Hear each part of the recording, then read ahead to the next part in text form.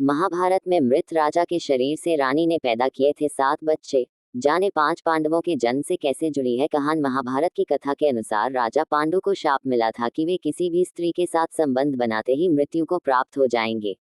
तब एक दिन राजा पांडु ने कुंती को राजा व्युषिताश्व और राजकुमारी भद्रा की कहानी सुनाकर संतान प्राप्ति के लिए मनाया था।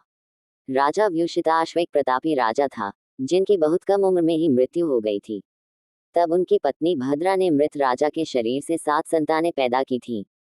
महाभारत कथा आदि पर्व के अध्याय में राजा व्युषिताश्व और राजकुमारी भद्रा की कहानी दी गई है। इन दोनों की कहानी सुनाकर ही पांडु ने अपनी पत्नी कुंती को मंत्रों की शक्ति द्वारा संतान प्राप्ति के लिए मनाया था। असल में राजा धृतराष्ट्र के भाई पांडु से एक बहुत बड़ा अपराध हो गया था, जिसके कारण पांडु को शाप मिला था कि यदि वे अपनी पत्नी या फिर किसी अन्य स्त्री के साथ मिलन करेंगे तो तुरंत ही उनकी मृत्यु हो जाएगी। इस कारण से पांडु को निसंतान होने की चिंता सताने लगी थी।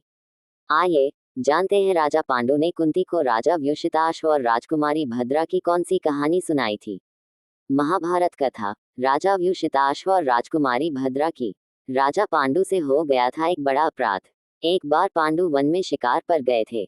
शिकार करते करते पांडव ने अचानक झाड़ियों के पीछे से कुछ आवाजें सुनी। पांडु को लगा कि झाड़ियों के पीछे हिरण छुपे हुए हैं। ये सोचकर पांडु ने तीर चला दिया।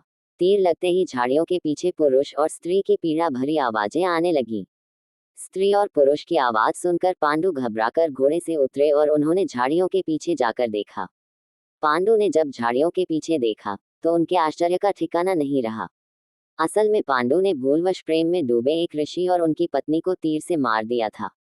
मरते मरते ऋषि ने पांडु को शाप दिया कि जिस तरह उन्होंने प्रेम में मिलन कर रहे दंपति को मृत्यु दी है, उसी तरह पांडु अगर किसी भी स्त्री के साथ मिलन करेंगे तो उनकी तुरंत ही अकाल मृत्यु हो जाएगी। पांडु को शाप देकर ऋषि दंपति दोनों ने प्राण त्याग दिए। पांडु परेशान होकर घर पहुंचे। अपनी दोनों पत्नियों को लेकर वन में रहने लगे।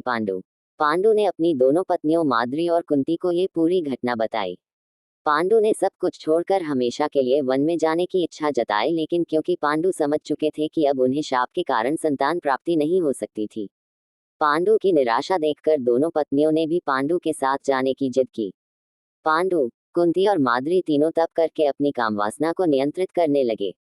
तीनों वन में रहकर साधारण जीवन व्यतीत करते थे। तप करने के बाद भी पांडु के मन में संतान प्राप्ति की इच्छा रह रहकर आ रही थी। पांडु ने कुंती को बताई एक विचित्र कहानी।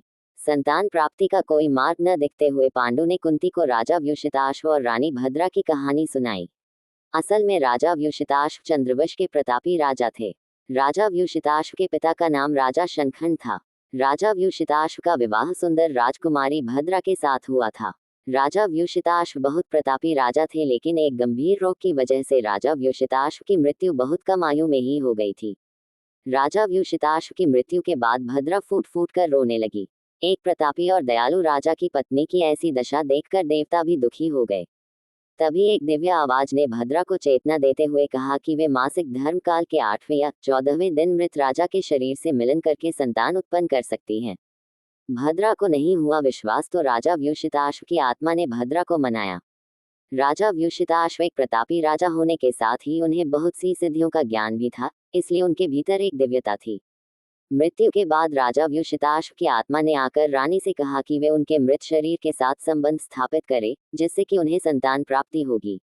अपने पति की आवाज सुनकर रानी इस बात को मानने को तैयार हो गई। इस तरह मृत राजा के साथ संबंध स्थापित करके 7 पुत्रों की प्राप्ति की। राजा पांडु ने जब कुंती को ये कहानी सुनाई तो कुंती ने प्रश्न किया कि राजा व्युषिताश्व की तरह वे अपनी दिव्यता से संतान उत्पन्न क्यों नहीं कर सकते। इस पर पांडु ने कहा कि राजा व्युषिताश्व की तरह उनके अंदर इतनी दिव्यता नहीं है। ये कहकर राजा पांडु दुखी हो गए। पांडु की बात सुनकर कुंती ने अपनी मंत्रों की शक्ति का प्रयोग करने का निश्चय किया, जिससे उन्हें 5 देवताओं से पुत्र प्राप्त हुए। युधिष्ठिर, भीम, अर्जुन कुंती की मंत्र शक्ति से जन्मे, जबकि कुंती ने माद्री का सहयोग किया, जिनसे नकुल और सहदेव का जन्म हुआ। हालांकि राजा व्युषिताश्व के मृत शरीर से संतान प्राप्ति वाली कहानी को कुछ लोग महाभारत की मूल कहानी से अलग दंतकथा भी मानते हैं, लेकिन कई प्रकाशकों जैसे कौशिकी बुक्स से प्रकाशित, पेंगुइन प्रकाशन और अन्य भाषाओं से प्रकाशित महाभारत में इस कहानी का उल्लेख मिलता है कि राजा के मृत शरीर से भद्रा को संतान प्राप्ति हुई थी। वहीं महाभारत की मूल कहानी में उल्लेख मिलता है कि राजा व्युषिताश्व को फिर से जीवनदान मिला था। इसके बाद उन्हें संतान प्राप्ति हुई।